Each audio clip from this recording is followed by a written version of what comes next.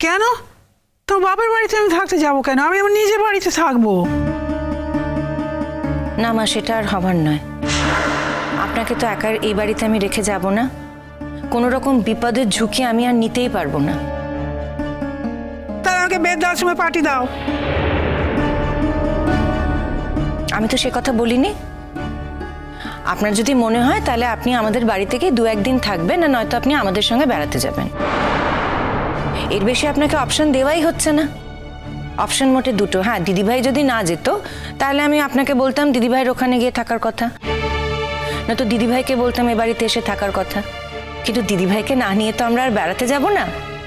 ফলত এই দুটো অপশনের মধ্যে একটা আপনাকে বেছে নিতে হবে। শোনো মা, তুমি যাবে সেটা আমিও জানি, তুমিও জানো, কিন্তু তার আগে তুমি শুধু একটু নাটক করছো, তাই তো? মানে দর বাড়ানোর জন্য। আর এটা করতে যেও না মা, এমনিতেই তোমার দর আছে। ঠিক বলেছিস, যাবে না আবার, ঠিক যাবে। দেখ না, আজকের দিকে ব্যাগ গোছাবে।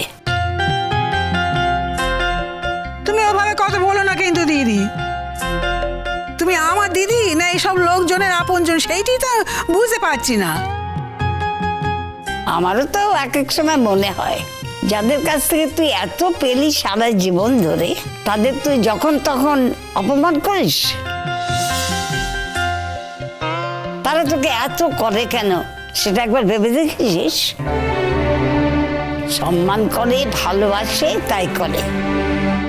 তা না হলে করার তো কথা না।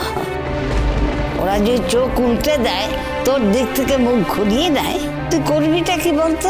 যাবিটা কোথায়? মেয়ের সংসারে নিশ্চয়ই গিয়ে পড়বি না এখন।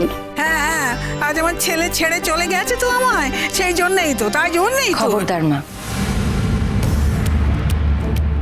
এই বাড়িতে থাকতে গেলে আপনাকে এই একটা শর্ত মেনে চলতে হবে। এই বাড়িতে আপনি আপনার ছেলের নাম উচ্চারণ করতে পারবেন না।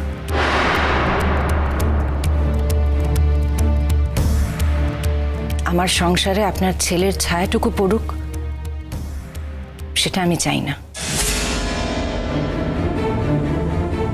আপনার ছেলের নামটুকু উচ্চারণ হোক, এটাও আমি চাই না।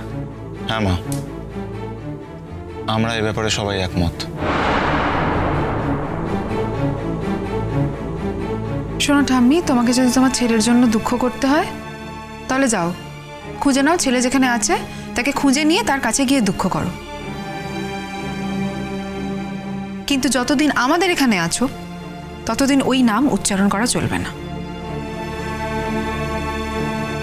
বাবা, সবাই মিলে কি কথা শোনাচ্ছে আমাকে।